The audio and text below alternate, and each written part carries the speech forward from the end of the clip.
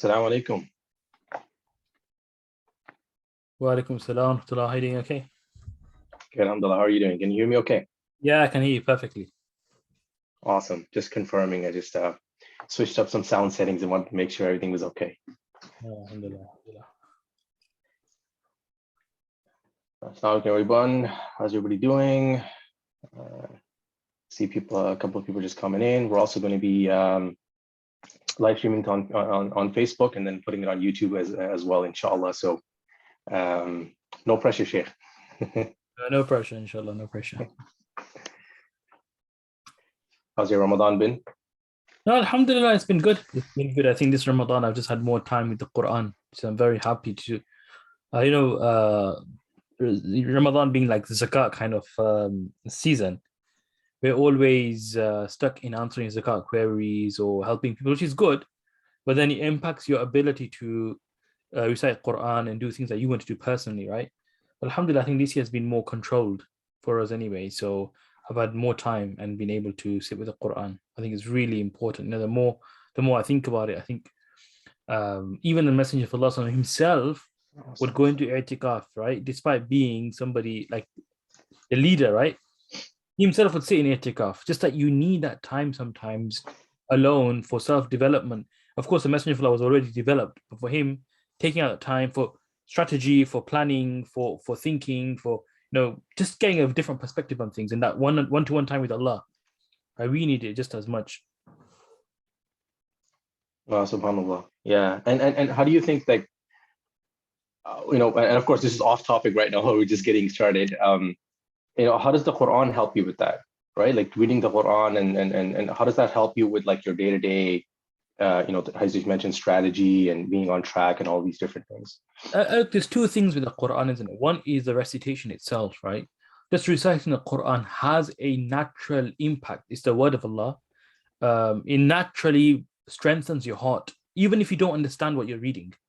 But when you sit with the Quran with your heart open, naturally just reciting those words is such a beautiful language. The way Allah has revealed these words, right? It's truly a miracle, right? The spirituality naturally empowers your soul by reciting the Quran. Any dhikr will impact your soul, whether you're mindful or not. It'll have an impact, right, to some level and degree. But then, if you understand the Arabic language and if you understand what Allah is saying, you understand the tafsir of it. Many a time when you're reading the Quran, it's like you're in a dialogue.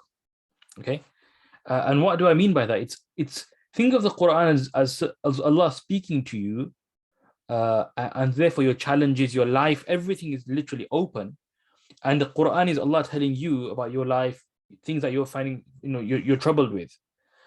You can reconcile so many things in your own life by just reading the Quran, because the Quran sheds light on those things. And Allah says in the Quran, وَمَن يُؤْمِن بِاللَّهِ يَهْدِ قَلْبَهُ. Who in Surah Al-Taghabun, Allah mentions that whoever believes in Allah firmly, يَهْدِ قَلْبَهُ, Allah will guide them. So Allah opens up your heart to things which are of benefit to you, for you to take heed, if you have that iman and if you're searching for it in the Quran.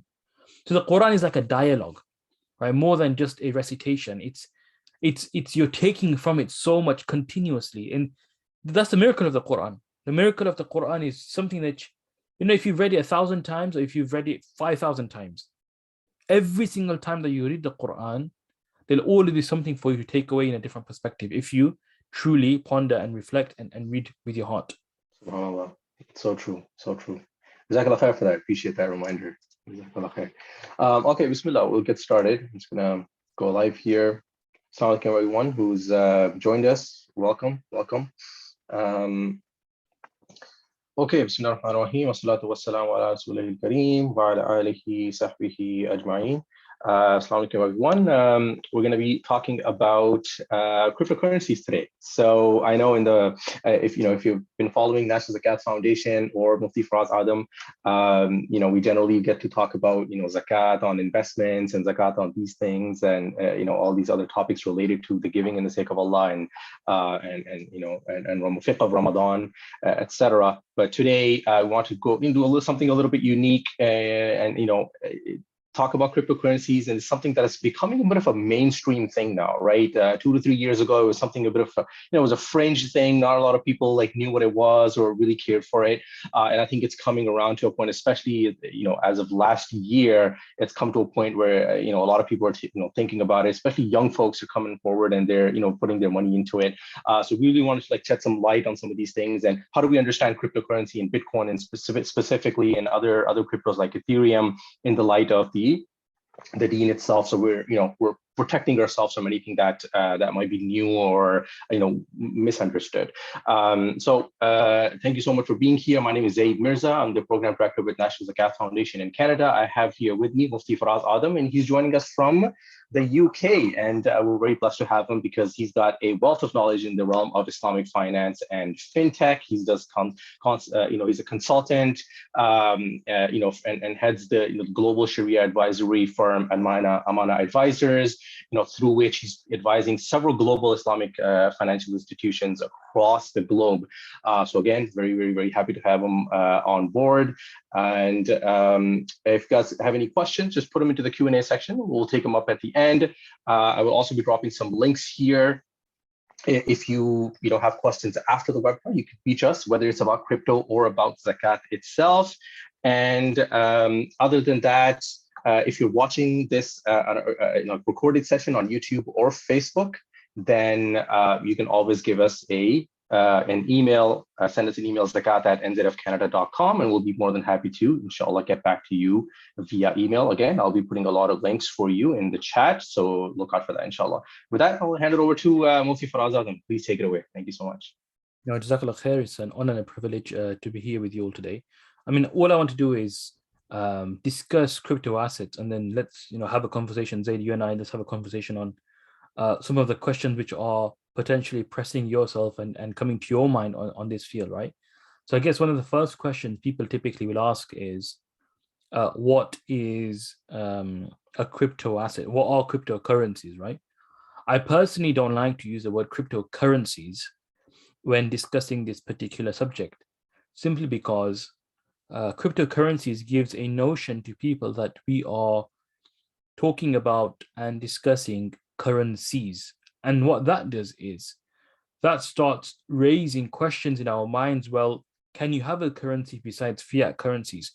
Or even in from an Islamic perspective, do you need the government approval? So all these questions start arising in one's mind. That's why the way we frame the question is very important. And the way that we label things is also very important. The labeling of things has a massive impact on perception. The way things are labeled in society, in technical language, in technical papers, anywhere, a label and a name has a massive impact. In fact, even in jurisprudence in Sharia, the name of something indicates the jins of something, right? The scholars use the name. So for example, we know water is different to milk simply because of the difference in the name, right? That it's called water and it's called milk. The properties, of course, the properties are different. It looks different, but water is called water as a result of its properties, and that's the name. And something is called milk because of its properties. So the name just tells us at the end, the label just tells us what it is, right? And that's why labeling is very important. The scholars, the fuqaha and jurists discuss this in depth when it comes to understanding the jins, right? The kind of nature and essence of something. So that's why I don't like to use the word cryptocurrencies, because it raises unnecessary questions in our minds. Rather, we use the word crypto assets. It's more of a global term, and that typically helps us in moving away and maneuvering away from questions which are not really needed at this present time. So the question is, what are crypto assets, right? What are they and where do they fit in the whole kind of like paradigm and the entire system that we have in terms of the economy? Well, look, there are several types of assets that exist, right? And let's try and group them together. You have assets, real assets. And what I mean by real assets are assets which physically are existing. They can also be existing in a sense that Your mobile phone, your laptop, your car, all these things have existence. Even though if it's got some digital element to it, but it's actually there, it's a real asset. Land, property, these are the classical real assets that we know. Animals, we benefit from them in the real economy, typically, right? They have real produce, they have real kind of like benefit, utility, things that you can extract and gain from these assets. We all know that, we invest in them, we utilize them, they have some benefit for us. Then we have another world altogether, which is the financial economy. The financial economy was a result of the financialization of the economy, and we started creating securities and financial instruments, which are typically claims. And we're looking at financial instruments. The two major financial instruments are, or the two securities are equities and bonds, right? You either have a stake in a company, right? Or you have a legal claim and a receivable owed to you. These are the two kind of like key areas. And then there's been so many different types of financial instruments which have been created over the last like 40, 50 years. And the financial world and the financial economy has its own rules, has its own principles, has its own kind of like framework. And of course, nowadays, everybody more or less, most scholars, if not all, agree and understand, accept the reality of shares, although they don't give us the same level of benefit, ownership, utility as your own mobile phone would give to you, right? When you own a share in a company, you cannot go and use the assets underlying in the company, right? In fact, the assets owned, the assets in a company, any company which is listed, right? So for example, let's take Apple as an example. Everything that Apple owns as a company, the shareholders legally don't own them. Legally, it's owned by the company, but the shareholders have a claim on the company, right? That's why when a company winds down and is liquidated, the shareholders will have a claim, residual claim on the assets after the debtors have been, any creditors, any other payments that need to be made, liabilities, the shareholders will have a claim on the assets. But it's not the same as owning your phone, but there's definitely some level of ownership there, because you benefit, you gain dividends, you have some kind of interest in the underlying, sufficient to call it ownership, but in that context, in the financial world. So ownership in the financial world is different to ownership in the real world. And of course, that's because the financial economy has been developed for a particular purpose. It's not been developed so that people, shareholders, can start using assets of the company. It's developed primarily to facilitate the flow of funding and finance and matching surplus assets with deficits, right? It's an entire system in and of itself to allow the movement of funds and allocation of funds, fundraising, and also fund allocation. So that's the financial economy. And so the benefits, the utilities of assets, financial assets, is different to real assets because the financial economy works differently. Then what's happened in the last 10 years is we've moved to a more of a digital economy, which is different from the way the financial economy works, in that the digital economy is based on more decentralized frameworks. So although the digital economy has existed prior to this latest wave of fintech, what makes this particular different is the decentralized nature of the infrastructure. Previously, even though in 2000, 2005, you had the internet, there was digital assets, there were digital kind of like trading taking place. We use the banks, our bank accounts, mobile phone apps. We've been, paying invoices online. So you had a digital element to the entire financial system, but that was still centralized, right? So it's legacy-based systems on digital media, digital platforms. What's happened in the last 5 years, 10 years is we started developing infrastructure which is decentralized. That's opened up an entire new market. And this is where crypto assets fit, where you need nuts and bolts, you need something to maintain, to operate, to incentivize participants in this digital economy, because it's decentralized. It's not going to work with a centralized node, right? Or a particular party or authority. The whole purpose of a decentralized platform is it's run by its members or people involved. But why would people be involved? What will incentivize you and I to be involved in this decentralized kind of activity? So humans have to be incentivized.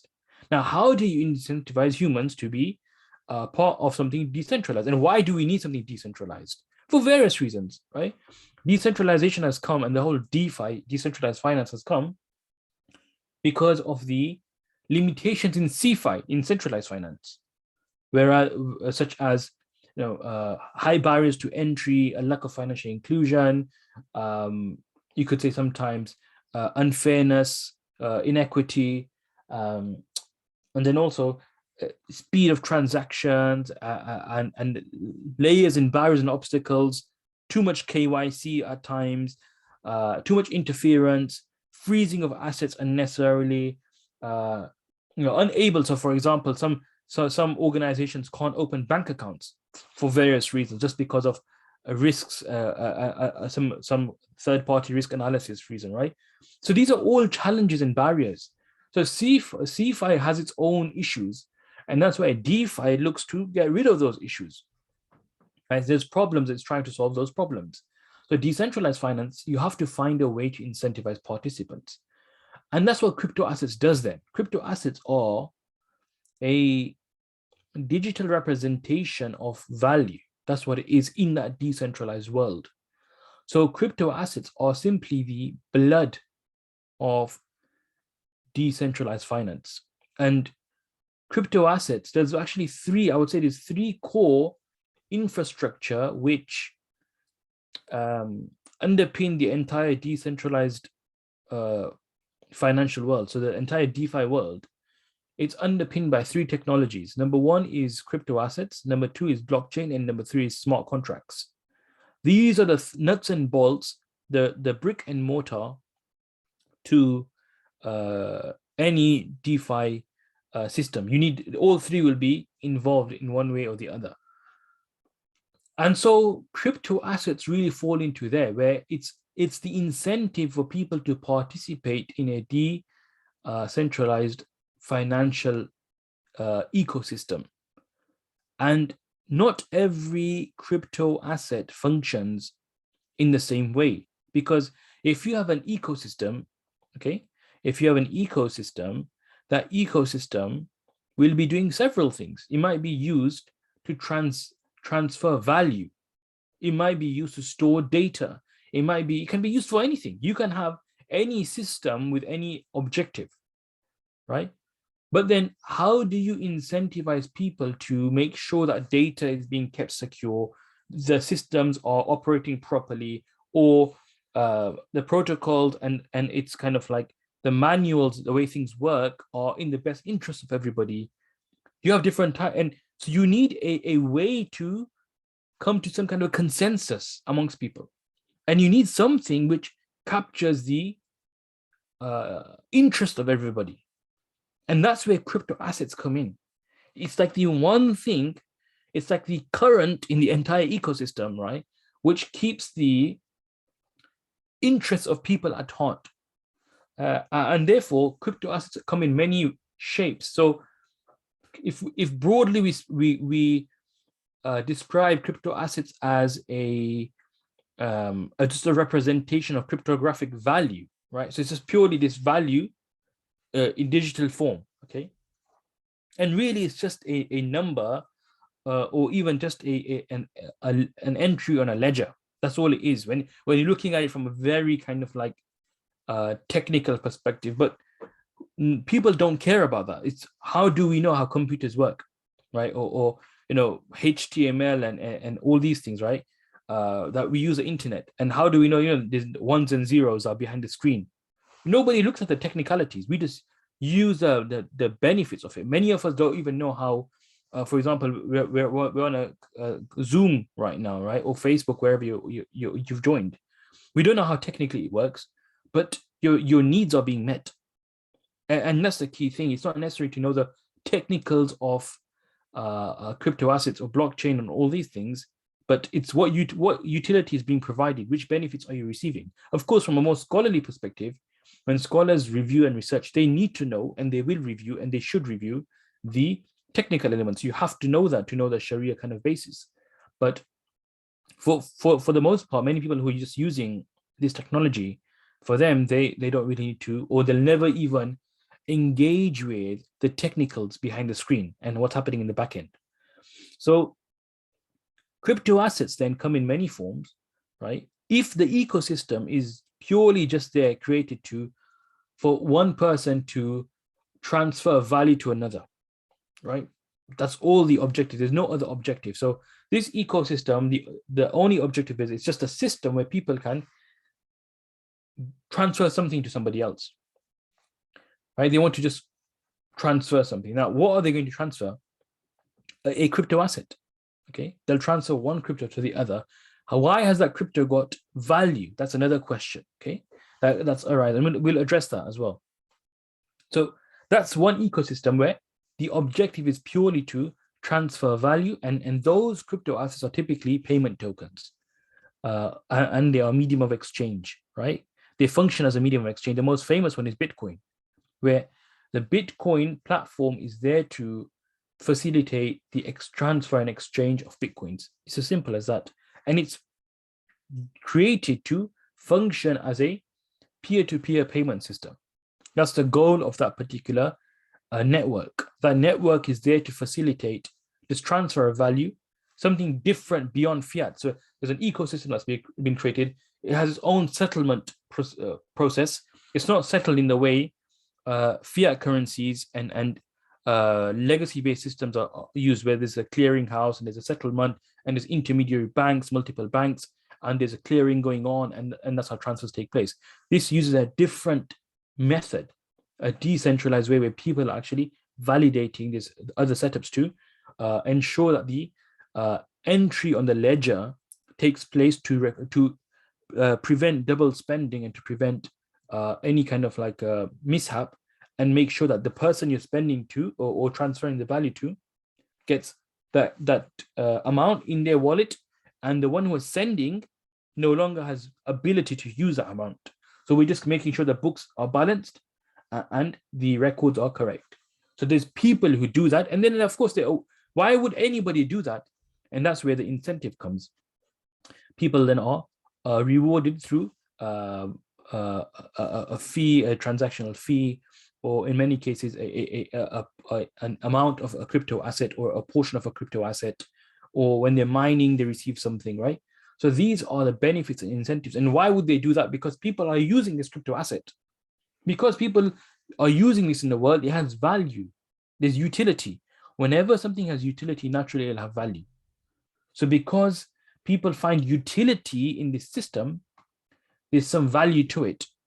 Okay. Yes, value can be artificially manipulated as well, right? And that's problematic from a Sharia perspective, but that's a different topic altogether. Typically, from a very base level, if there is benefit and utility, there'll be value. So that's one type of crypto asset when it comes to functioning as a payment token. Then you have other types of crypto assets where the token, you have a platform and you need some kind of governance. There's a group, there's people, like you have a DAO, a decentralized autonomous organization, right? What's known as a DAO. A DAO will have people who need to make decisions, who need to take votes. How do you facilitate in this network taking votes? Then use a crypto asset that can be used to put your view forward. Okay, so that's another form of crypto asset. The asset now is functioning in this digital world, okay, in this ecosystem, for people to have a vote and have a say. But it's not, that crypto asset then doesn't function like we mentioned in the first example, which was functioning to transfer value. Rather, it's functioning to take a vote on a particular problem. Okay, then you have certain tokens which are like what's known as platform tokens. So your Ether is an example where to allow certain functions to materialize and to close off, right? certain operations, you need to use some tokens, right? What's known as gas, right? It's the gas to certain operations. So for smart contracts, to run a smart contract, you need to use a certain amount of tokens. So that incentivizes, again, people need to be incentivized to acquire those tokens in the first place. So they're being incentivized because you can't run this technology without those tokens. So that's what draws value to the tokens, because these tokens have a utility. Therefore, these payment tokens are then spent to operationalize and conclude a smart contract. As an example, in smart contracts are programs and commands, right? Where you can condition certain things and things will be executed then based on that coding that you've put in, or those conditions that you've put into a smart contract. So that's that, right? The third type, platform tokens. The fourth type is utility tokens. Utility tokens now serve a purpose or a use. So for example, certain crypto platforms, they are used to store data, like Filecoin. The token itself is a utility token of Filecoin, but it's to do with facilitating the storage of data, right? So you can, that's one example. You can access services through certain utility tokens. You can access live streams. You can access a particular event. It can be used as a ticket. So this giving you different utilities. So now again, that token, it's not a medium of exchange. It's not giving you the ability to vote. Neither is it a platform token and powering transactions or powering programs and operations. Rather, it's giving you access to services and benefits. That's known as a utility token. And then finally, there's two more tokens really. One is an asset-backed token. An asset-backed token is tokenization of an asset. So for example, you have gold in the real world. You can tokenize that, just like how you securitize, just like how you create an ETF, right? So you're trading, you have a basket of gold somewhere in a vault, and you create an ETF, an exchange traded fund, and the ETF represents, its net asset value represents certain gold somewhere if it's physically backed. And therefore, by owning a unit in the ETF or a share in the ETF, you have an interest and some level of ownership in the underlying gold, right? So that is where you are kind of securitizing the gold. But here what we're doing is we're tokenizing. So the token itself is representing direct ownership in the gold, such that potentially a person could redeem the gold if they present the token. That's what's an asset-backed token. So the token now, it's not functioning as a medium of exchange, neither for governance, neither for platform tokens, neither are they giving you any form of utility. Rather, the token itself is just a digital representation of ownership of an asset off-chain, right? It's off-chain. It's not on the blockchain, it's off-chain, rather it's kept somewhere. So this is just like a certificate. And that's what like a share is, right? A share is, again, it's a representation of assets which you have a right to in connection with, or a company that you have rights to in connection with. And then finally, you have security tokens. Security tokens are just more or less like shares, but just that the security has been issued on a blockchain. And so just like shares grant you proportionate ownership, undivided ownership in a company, security tokens grant you the same on a decentralized network and in a decentralized way. So by owning this token, you also have an interest ownership in a particular company or project, right? So these are the different types of tokens that exist.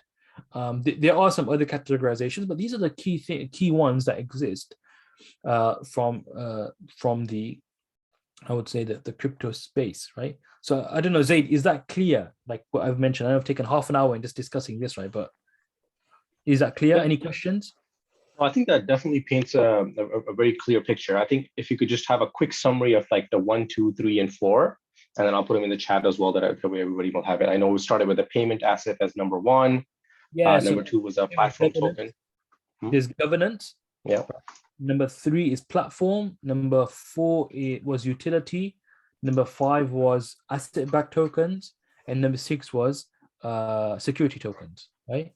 So these are the key, right? 6. Now, okay, we've understood at a high level what cryptos are, right? Then the question happens about Sharia, from a Sharia dynamics. Right? How do we understand permissibility and all these questions, right? Now, from a Sharia perspective, scholars have, for the last 4 or 5 years, been debating the issue. What are crypto assets? As I mentioned, to be able to answer this question properly, you need to understand the technical side and do a deep dive in what's actually happening in the back end. What's a crypto asset? So scholars have taken different views on what cryptos are. So some scholars went towards the view that crypto assets are not permissible. And this cites quite a few reasons. It might be uncertainty, lack of volatility, or the presence of volatility, high volatility, extreme volatility. To some scholars, even saying that crypto assets don't actually exist. There's nothing that exists. Other scholars mentioning it's not government backed, therefore it can't be lawful to transact and invest in. So that's definitely one view out there of a few notable scholars, right? There's other views of scholars which are in the middle, where some have just suspended their view, saying, look, we don't have a view on crypto assets. We just need more information, which is fair. Other scholars are of the view that no, crypto assets can be Sharia compliant, but it needs more regulation. Then other scholars are of the view on the other side of the spectrum, saying, no, crypto assets can be Sharia compliant, subject to certain conditions. Okay. Every view of a scholar is always respected. That's one of the beautiful teachings in Islam, that every scholar who has the ability to do research in this issue, who's got the qualifications, and is able to research and has the groundings to do research, their research and the view will be appreciated, even though other scholars might not agree with it, right? It's fine.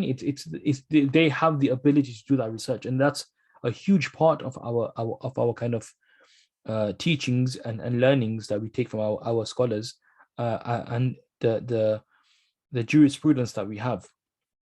So there's a whole spectrum, and my view, where I personally am inclined to, is that crypto assets can be Sharia compliant, subject to several conditions. Okay.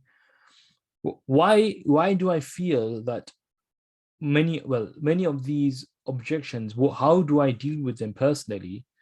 Well, those scholars who mention that, or that rather than saying those scholars, rather the argument which crypto assets are not, have no existence, why I find that very difficult just to navigate with and work with, is because the same argument can apply to several things we do in a digital space. Just because it has no physical existence, right, doesn't mean it doesn't exist anyway. In fact, it wouldn't be far-fetched to say that we engage much more digitally than we do physically, or we have much more digital kind of time nowadays. And the things that we're using, where are they? They're sitting somewhere on a server, potentially. In what form, right? In a form which we wouldn't even understand or can never comprehend or appreciate. But we see the benefits of it. We see the utility of it. That's the key thing. From a fiqh perspective, Sharia doesn't require, or Sharia is not fixated on form. That's the key thing, right? That no one form is given precedence over every other form. Rather, Sharia is based on principles of. So when we talk about mal, when we talk about property, when we talk about what makes something valuable in Sharia, it's this idea of benefit and utility. It's this idea of people using something. It's not about, it has to have physical existence or physical. Of course, in 500 years ago, it was only possible that a physical thing can be benefited from. It wasn't possible to have something which is digital. That concept didn't even exist. So just because it's not being discussed or written doesn't mean a particular argument has to be framed in that way. But What is the underlying? The underlying thing is benefit and utility. That's what makes something mal, right?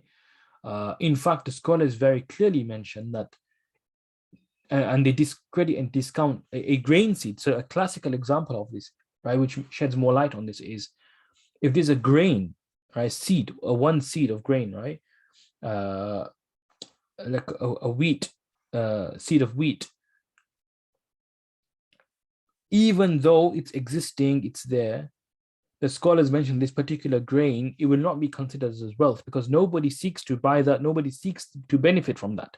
Just one grain, right? It has no value or worth. People don't have any inclination to that. People don't want to use it or benefit. So therefore, it has no real propertyness to it. It has no kind of wealth kind of features to it.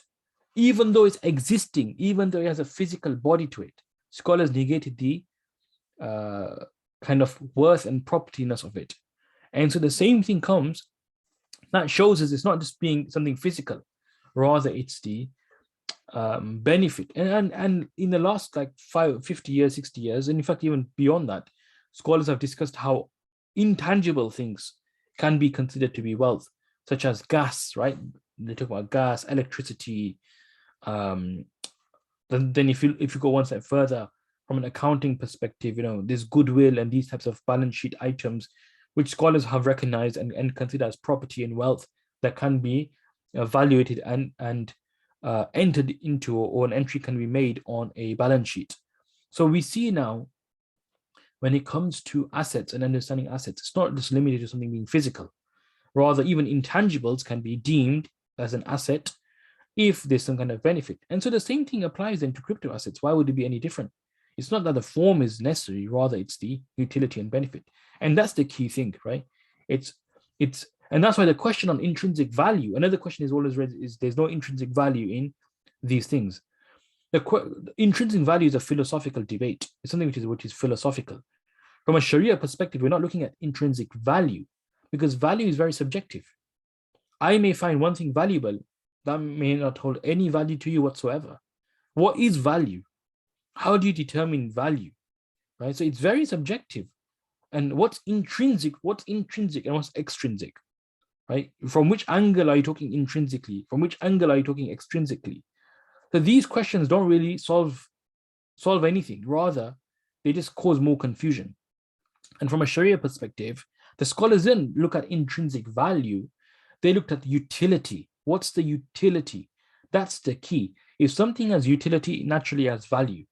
So it's a far greater way and an objective way to understand whether something is, a valid asset. You look at the utility rather than any kind of intrinsic value. If something has utility, any form of benefit, whatever that benefit is, right, then that benefit can be in that token itself. So for example, when we mentioned in governance, you're voting as a utility and benefit.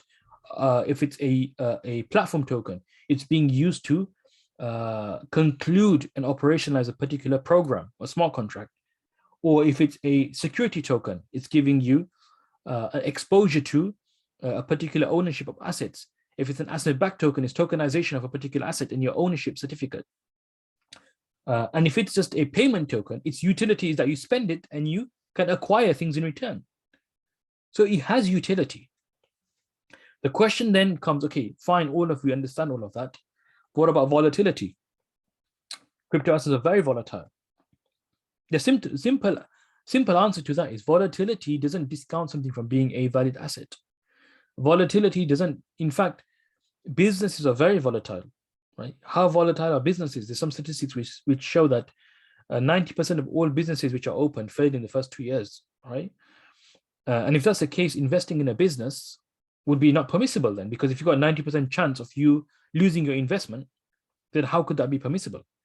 But rather it is permissible, because investment is not based on the probability of success or loss. Investments are based on what you're investing in. Sharia doesn't prevent us from taking high risk, as long as what you're investing in, couple of conditions, as long as what you're investing in is Sharia compliant. Number two, as long as you are not impacting other obligations, right? And you are not depriving your dependents from any kind of sustenance and your earnings. So these are the key kind of metrics to consider. So volatility is not a major concern at all. Volatility does not mean gambling either. Okay, gambling is when you're not really buying anything of value.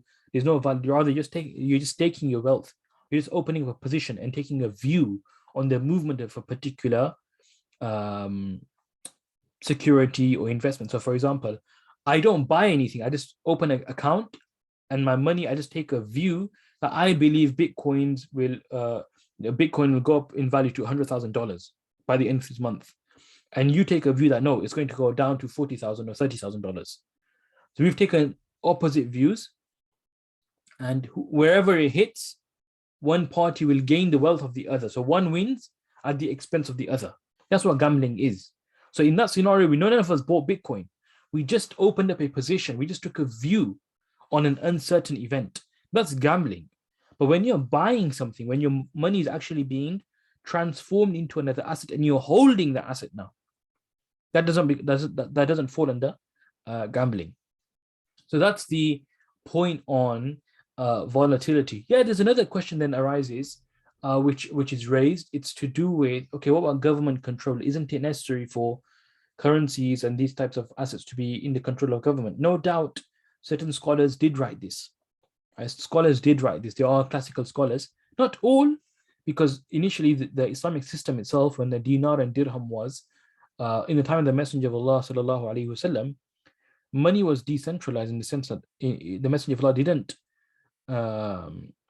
coin, right, or didn't have a royal mint, and the dirham and dinar were being used that were already in circulation. There was no kind of like minting. It was left for whatever people wanted to use. That's why even Imam Malik rahimahullah, he mentioned in his Muwatta that people were to use an animal hide, right, some leather skin as a means of currency, that would be fine.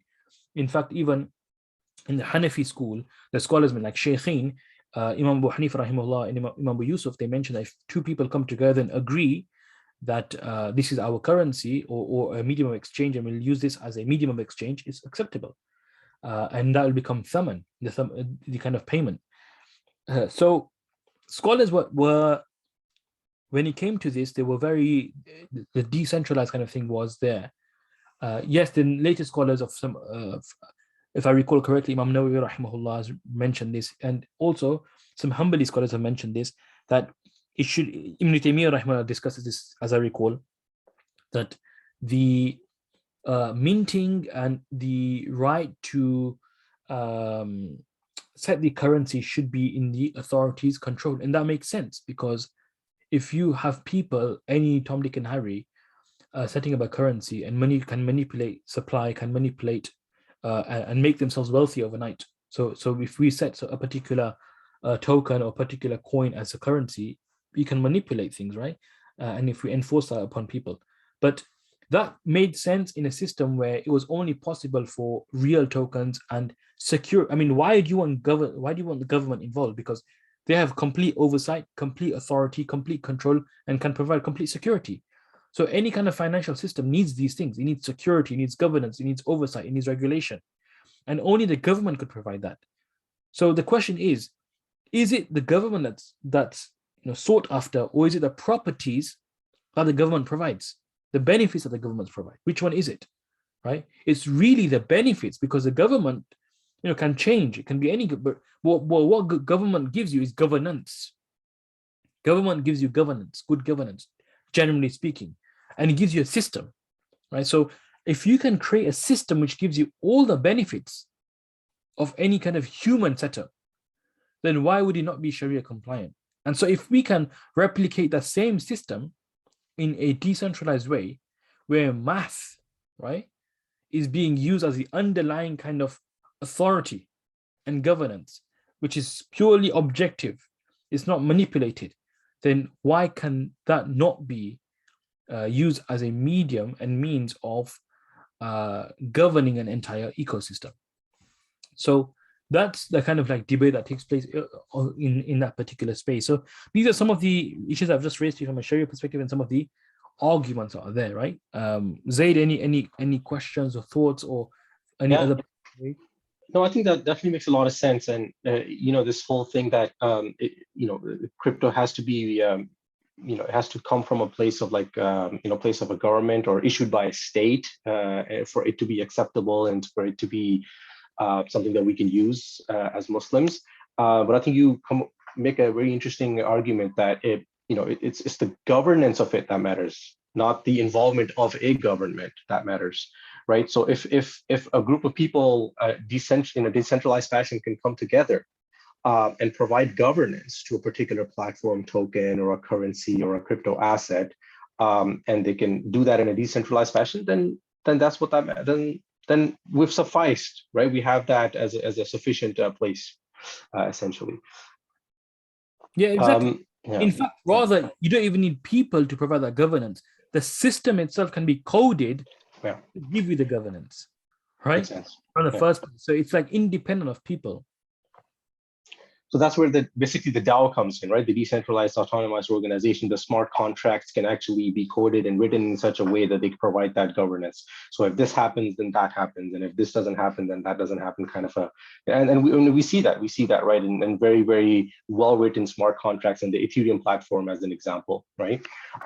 Now, there's some platforms that inherently are built up in such a way that, they're kind of like, financial liquidity markets, essentially, right? So they exist for the sole purpose of people putting money in, so others can borrow against it based on interest, and then they can borrow against the money that's already in the platform, and then pay interest on it. And the entire system is sort of set up like that. I think one example that kind of comes to mind is Aave, right? Is that something that would be permissible as under the Sharia, or should we stay away from something like that, because the whole thing is based on borrowing and lending? Yeah, no, exactly. And you're spot on, because in sort of like there's compound and these, right? Many of these DeFi products are out there, or DeFi kind of like networks. The easiest product to develop right now for them is lending on interest, right? So many of them facilitate loans with interest payments. So we can all pool our monies together, and that money will then be lent out to somebody who needs it, and they'll pay interest, and that interest then trickles to everybody who's put their money into that particular wallet or into that particular pool. So that's why you need to stay away from all those types of lending platforms.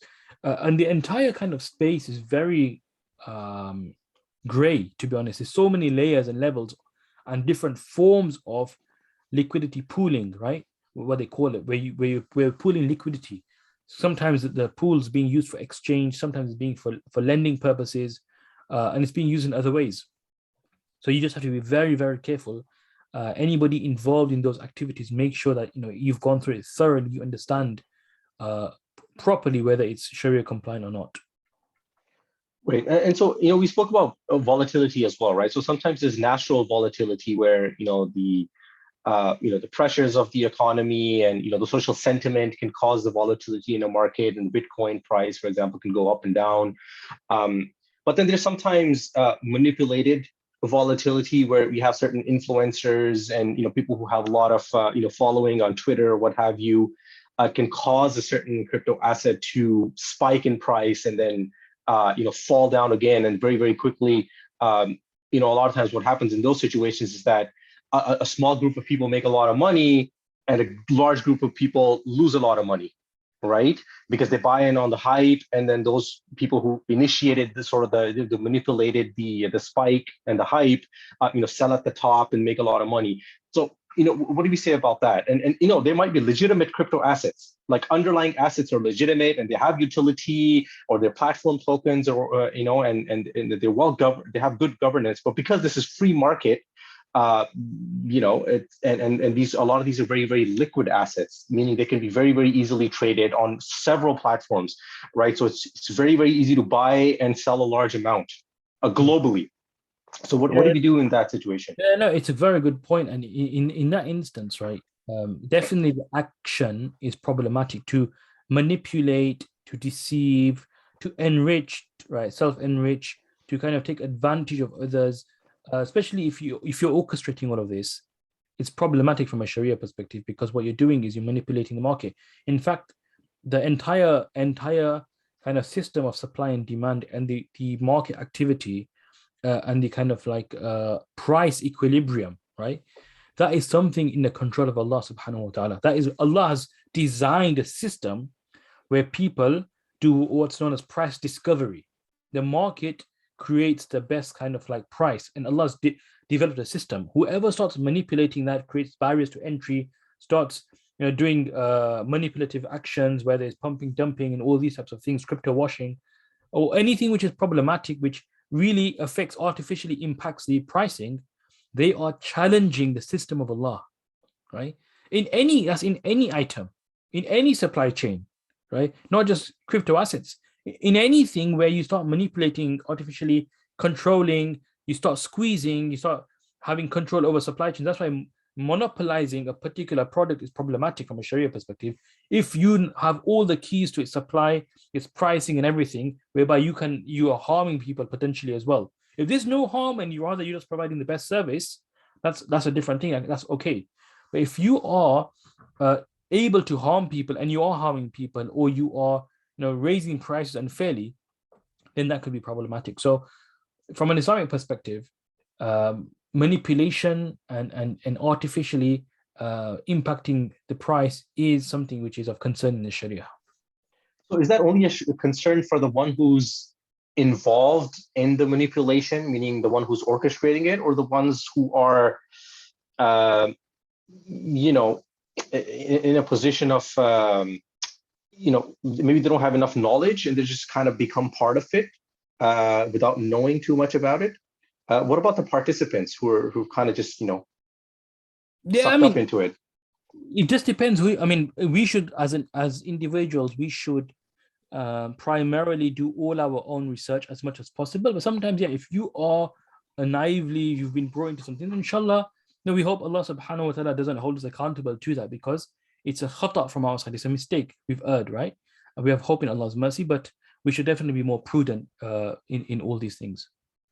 So, okay, that's great. And so, one of the things that kind of comes up, from politicians or anyone who's kind of like, going against this whole movement of crypto assets, is that, because of the anonymity that, let's say, Bitcoin allows or provides, it's easy to do illegal activity with it. You can buy and sell illegal things online because you can have that anonymity, and you don't necessarily have to transfer funds from your KYC bank account, right?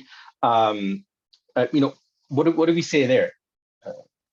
Well, that's anonymity is not a problem, because it's not necessary to know who you're dealing with, as long as all the conditions of the sale are fulfilled, right? As long as there's clarity on how much is being transferred, what's being exchanged, all these things. You don't need to, in so many trades nowadays, forget Bitcoin, just typical trades on the stock exchange, you don't know who you're selling to, who's buying the shares of you, right? So that's never the concern. The concern is as long as there's a counterparty and the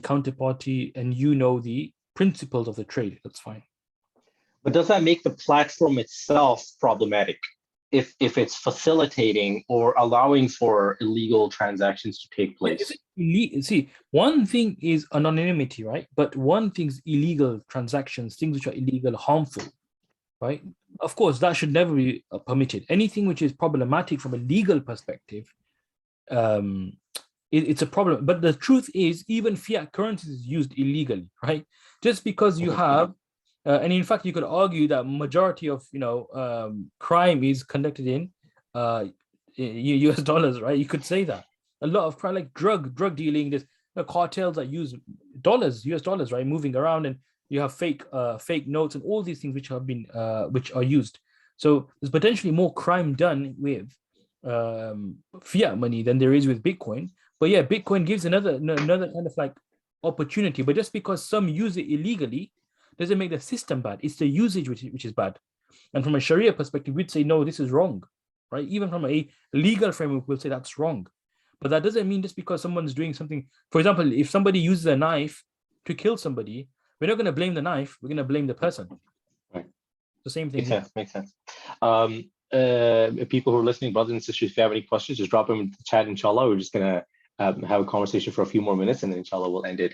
So when it comes to like DAOs, right, I think I'm particularly very interested in like decentralized autonomous organizations, right? And I think there's like this sort of this new movement coming as well, where charitable organizations, right, and like international relief organizations are being formed as DAOs, where people are coming together and putting money into a particular a DAO, and they're using their asset-backed token or the tokens that they receive as a result of like having purchased a stake in the DAO. They're voting on different projects. So people can vote on building a water well in a particular country, or providing support for an orphanage in another country, and it really goes back to like the individuals laying claim on the funds and how they should be utilized in this particular charity. Like, what are your thoughts on that? Have you looked into that at all? Yeah, no, it's a brilliant concept, and it's a very powerful concept. I think this is a way forward in this space to really bring meaning to the decentralized kind of like setup. Right? This is something which will be meaningful, and people will feel empowered, and it's a way to engage with the decentralized world in a way which really aligns with our values and gives us an opportunity to spread goodness through that platform. So that's what I would say. I mean, it's something which we need to experiment with and test, and people need to get involved simply because they see the use case of such platforms. I agree. I think it's definitely very, very, very cutting edge. And I was just reading an article on Kimball Musk, the brother of Elon Musk, and he has a DAO that kind of does something very similar. So that, kind of came to mind that, hey, is this something that we could do with Zakat in the future, right? Right? Could Zakat be put into some sort of a DAO where people actually get to choose where it goes and what happens with it, and what societal problems are solved with it? So it's not a centralized organization necessarily that makes those decisions now, sitting around a board, a boardroom, but it's the people, and it could be thousands of people coming together and voting on how they would like their zakat to be distributed, within society. Exactly, it's possible without a shadow of a doubt. SubhanAllah. All right, so this is very, very interesting. I think this is cutting edge. This is very exciting stuff. So you spoke about like asset-backed token, right? Asset-backed tokens, and can anyone sort of create a token that is like backed up by an asset, as long as they possess that asset physically with themselves? And again, it may not even be a physical asset, right? It could be something. It could be another digital asset that is tokenized or something like that. And or does it fall to like a group of people? Yeah, no, I mean, it's possible for anyone to really start their own token. It's not very difficult at all. It's very, very easy. But really, it's just that the fact that you have to have a very convincing thesis for your token to have any kind of value or worth in the market. Right. So I guess, like, just to close off, any final thoughts, any practical tips for like a beginner in this field? Because I know a lot of beginners that I've worked with, they've lost a lot of money, but a lot of them have made a lot of money as well, and there's people in between. So what do you say to someone who's just getting into it and just thinking about it for the first time? What I would say is, I was just reading Warren Buffett's kind of like some kind of article of his, right, recently. And he says, look, when he invests, he doesn't invest in shares, he invests in businesses, right? And we see, I'm investing in a share, in a particular stock. Don't look at it like that. Even in crypto, look at the fundamentals, do a technical analysis, fundamental analysis.